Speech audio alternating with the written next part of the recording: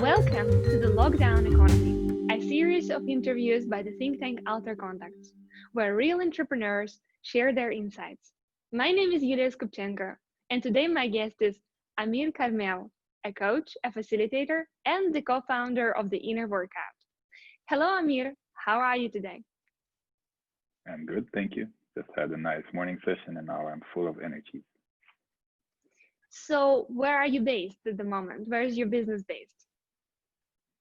I'm located in Amsterdam, and I guess that we will speak about it more, but the business is centered in Amsterdam, but happens mostly online in the past few months. Okay, well, before we jump into how it happens, maybe you can tell me a bit more about, so what is the Inner Workout? The Inner Workout is a regular practice of personal development that you do while connecting to other people. So it's really, the best way to describe it is like a gym that have different members and come regularly to work and strengthen their inner muscles together with each other. So we practice a lot of listening and listening to oneself, as well as listening to others and working on our own challenges in life. So basically, you really found the way to get people to practice some inner qualities, some inner soft skills in the same way that I could go to the gym and practice running or jumping. Yeah, I mean, the way we organize it is similar to a gym or your yoga center. So you would have an agenda and you have different teachers, and then you can sign up and join sessions and get some instructions and also work on your inner skills. So on the way it is organized, the structure is similar to a gym. Of course, the qualities of work are different, and yeah, you're not sweating and you're not pushing yourself, but it's something different that's happening there. But that's very nice to know. I mean, that's definitely a flaw of the gym, that you have to, have special clothing. So, but in the gym, you always know that if you go there twice a week, you might get skinnier or healthier or more muscly. But what happens in the inner workout?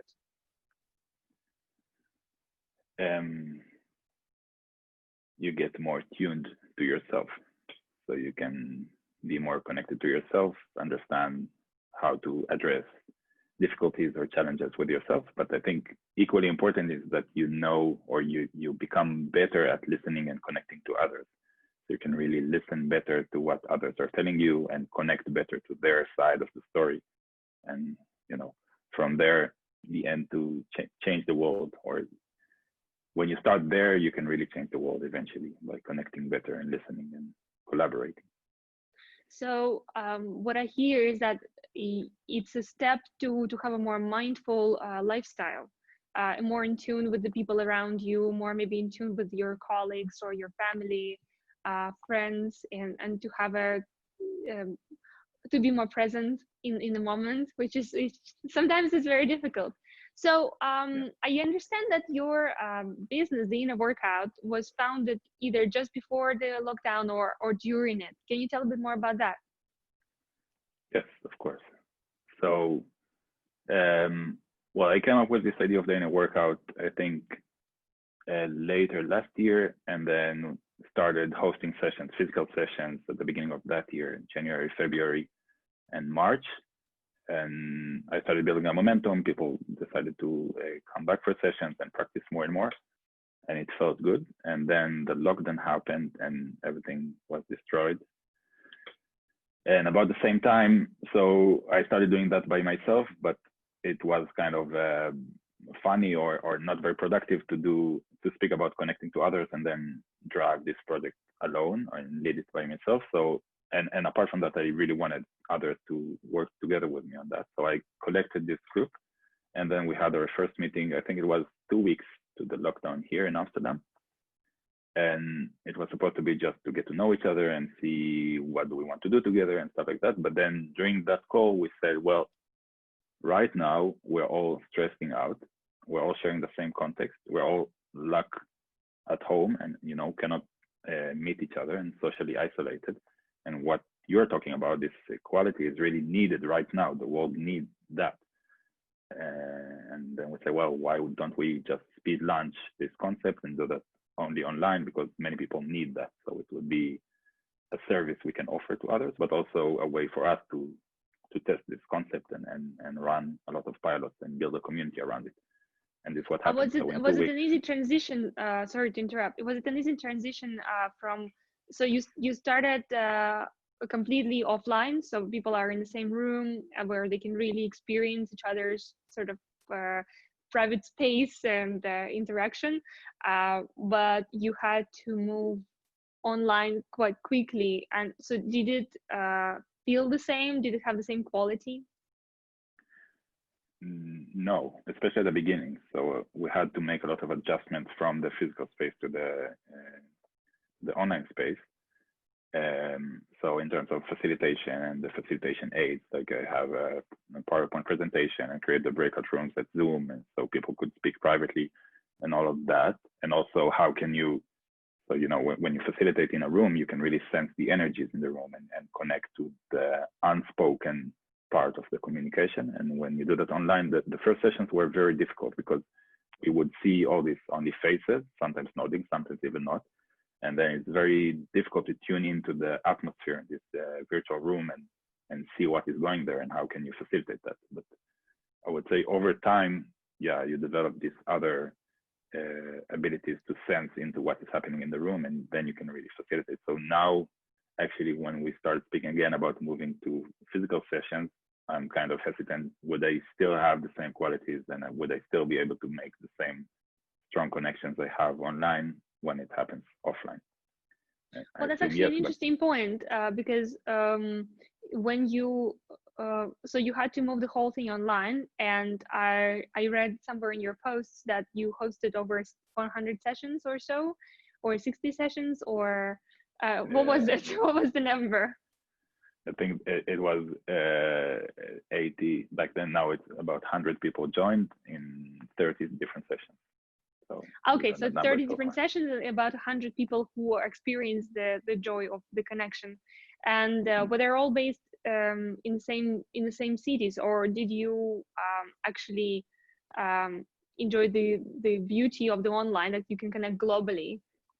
Yeah, the second answer is true. So it was really, I mean, once we moved to the online, then physical distance didn't mean anything. So I'm originally from Israel. I started hosting sessions in Hebrew for people mostly from Israel, because there was also quarantine and people stayed at home. And we had people joining from Germany, from London, from England, and even one person from Vietnam joined once. So we had people from all over the world joining. So that was really, instead of focusing only on the people living in Amsterdam and what they needed, how can we serve them, it was much more a broader focus. So now we can host people from the whole of the Netherlands and also from everywhere in the world.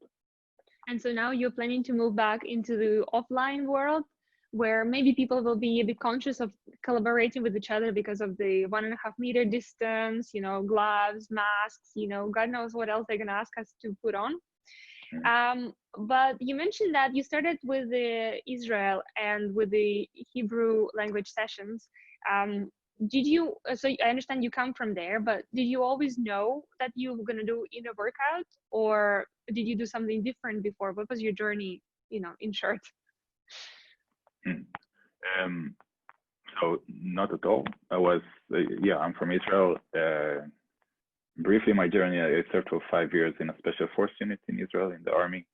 I was a team leader, and there already I was into, you know, leadership and communication in a team and this kind of stuff. And also when you experience, you know, the conflict and how difficult it is not to communicate with the other side. So that was another thing I experienced. And from there I had, I had a short career as a chef, moving to Amsterdam. And then I studied psychology. And so I'm in this thread of looking into better ways to communicate with each other, to collaborate, and also ways to bridge gaps and really connect to someone that is very different than you. Is something I carried with me to the psychology studies and then, yeah, to the inner workout. So not at all. I mean, looking backwards, it makes sense that this is where I am now, but it wasn't in mind when I started or when I graduated from high school or anything. So it was I was doing many different things. So it emerged from your other experiences slowly and gradually. And how are your so is it a business? Do you charge people for your services? I think that's one question that I would like to ask. Yes, we start now to charge people. And funny enough, our idea was, well, we would pilot for a while and then have people experience that, and maybe somewhere down the line we would start asking for payment. And then speaking to people who participated in sessions, they say, well, I feel really uncomfortable experiencing this very meaningful moment with you, and then I cannot give anything back in return. I feel it feels awkward. I would like to pay something back. So we say, okay, well, of course we need money, but also it makes sense in this type of relationship to ask for something. So now, yeah, we do ask for payment for this session. Okay, so now actually, even with the online format, that so basically you had to switch from offline to online at the very start of your, at the merging of the Innover Cup, and then you did many sessions for free, and now you feel that actually there is even market that is eager to give back something to you and your co-founders for the work that you're doing. Yeah, that's what we feel. And so, do you have any competition?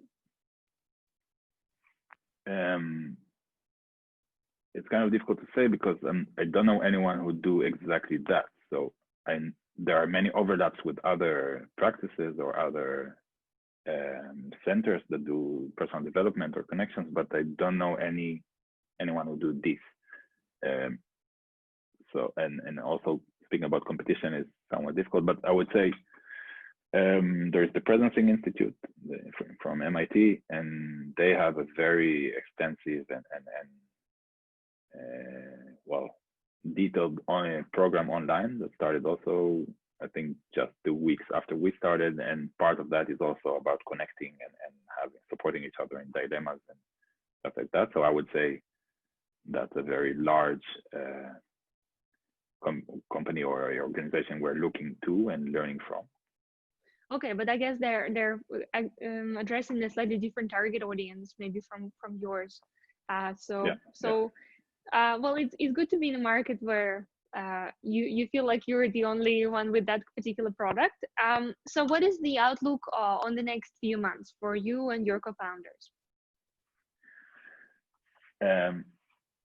So what we're feeling now is that we kind of we were able to cross this first threshold, or this first change in the conditions, the external conditions, and we were able to adjust quick enough. But now we feel again at this point that things keep on changing and we have to adjust again. So we might move back into physical sessions or offer sessions in different locations. We might expand the online offer and have more services happening online. We might collaborate with companies or with existing audience. So these are all different directions that we are looking into and exploring. But because everything is still very unclear, how quick will we be? Everything will be open again, and how quick will people be willing to pay for this type of sessions? It's still like we have all these scenarios, and we're still sensing into them and what would be really the direction we want to go. So there are quite a lot of unknowns that I hear, and well, I'm sure it is like that for everyone in that sense. And I guess if there were to be the second lockdown, coming winter, I guess you would be very much ready for it, because you managed to adapt your model so quickly to the online world. What are your thoughts about the future? Well, I mean, so what I do feel, maybe, also about your question with competition, is that we were quite quick to respond, and then we were able to attract enough people to participate in sessions. But then 2 weeks later, I saw all these other online programs happening, and like all over the place there were online offers of coaching and all different things. So now it feels, okay, we know how to do the online stuff and it works, but we might need to add more value to that to make it still appealing if there will be another lockdown. So I wouldn't stay with what we're doing now, but we would need to develop it further, definitely, because I see a lot of competition in this area of, you have a lot to do about personal development online, mostly for free. and a lot of very high quality programs. Yeah, the online free offers is something very special has been very special during last few months, and I think it's going to continue that way. But thank you very much, Amir, for sharing this with us. Yeah, my pleasure, and thank you for giving me this space. I'm really grateful for that. Well, thank you to everyone who joined us today. If you want to contact Amir, his details will be in the text below the video. I invite you to like this video, share it with your friends, and subscribe to our channel. In the coming weeks, we're going to have many more insights to share. So stay tuned and bye.